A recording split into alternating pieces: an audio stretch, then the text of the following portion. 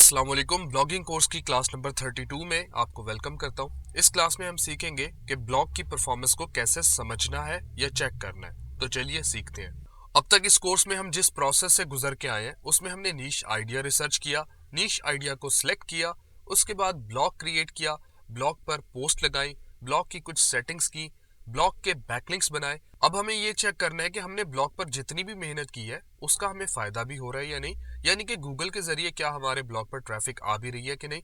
तो इस सारी चीज को चेक करने के लिए हम इस्तेमाल करेंगे गूगल सर्च कंसोल का।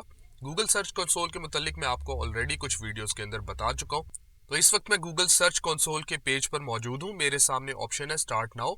अगर आपका जीमेल लॉगिन होगा तो स्टार्ट नाउ पर क्लिक करने से आपका सर्च कंसोल का अकाउंट लॉगिन हो जाएगा। आप अपने स्क्रीन के लेफ्ट साइड पे देखेंगे, आपको एक ऑप्शन नजर आएगा परफॉर्मेंस के नाम से। आपने परफॉर्मेंस के ऊपर क्लिक करना है।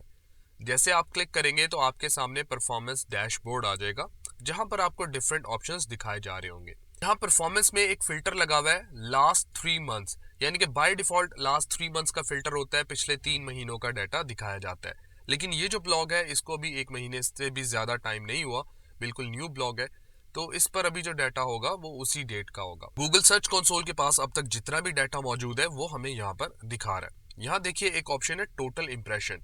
इंप्रेशन का मतलब ये होता है कि हमारी वेबसाइट कितनी दफा शो हुई है गूगल सर्च में। अब टोटल इंप्रेशन है 22। इसका मतलब ये है कि जब किसी ने कोई कीवर्ड लिखकर सर्च किया है तो हमारी वेबसाइट 22 दफा शो हुई है।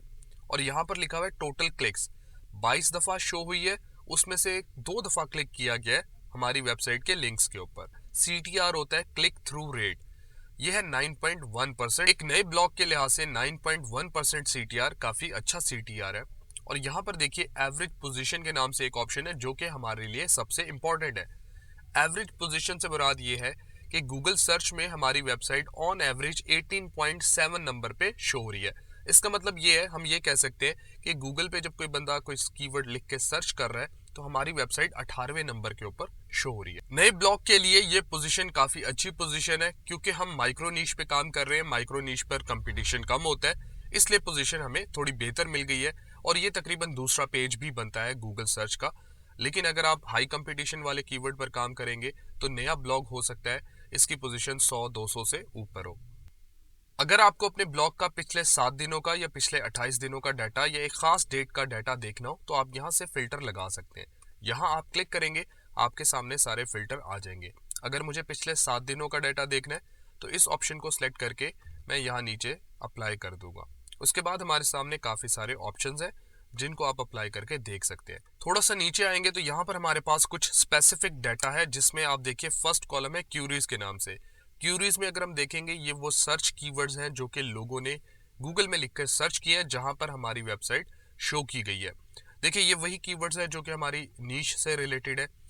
और यहाँ पर अगर आप देखिए क्लिक्स इसमें है 000, यानी इन कीवर्ड्स को लोगों ने लिखकर सर्च किया है गूगल में।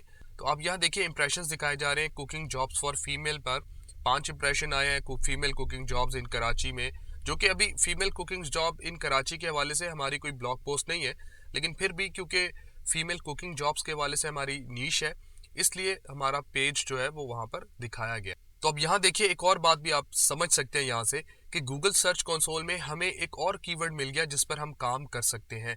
यानी अब female cooking jobs in Karachi के हवाले से मैंने कोई ब्लॉग पोस्ट नहीं लगाई, लेकिन जब लोग इसको लिख के सर्च कर रहे हैं तो मुझे आइडिया हो गया, तो यहाँ से फ्यूचर ब्लॉग पोस्ट मैं इसके हवाले से लगा सकता हूँ। उसके बाद यहाँ कंट्रीज के नाम से एक कॉलम है। अगर मैं यहाँ क्लिक करता हूँ तो इसमें हमें वो डाटा दिखाया जाएगा कि किन किन कंट्रीज से सर्चेस की गई हैं और लोग हमारे ब्लॉग पोस्ट पे आए हैं या नहीं।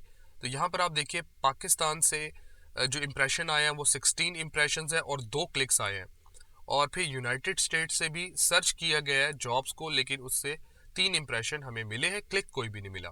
फिर स्वीडन है, यूनाइटेड अरब एमिरेट्स। तो इस डाटा से हमें ये आइडिया हो जाएगा कि किन किन कंट्री से लोग हमारे ब्लॉग पर आ रहे हैं, ताकि फ्यूचर ब्लॉग पोस्ट के लिए हम इन कंट्रीज के लोगों को जहन में रख के कंटेंट तैयार कर सकें।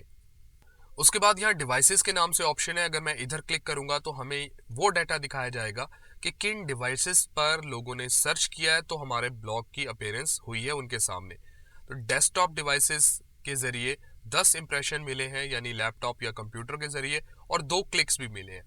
और मोबाइल फ़ोन के ज़रिए जो सर्चेस की गई हैं उसमें हमारे ब्लॉग को 12 इंप्रेशंस मिले हैं, लेकिन उस पर क्लिक अभी कोई नहीं आया। उसके बाद यहाँ सर्च अपीयरेंस के नाम से एक कॉलम है, इस पर अगर हम क्लिक करेंगे तो यहाँ पर हमें दिखाया जाएगा कि हमारे जो ब्लॉग पोस्ट है उनकी अपीयरेंस किस तरह से होती है, किस तरह से वो नज़र आते हैं सर्च रिजल्ट्स में।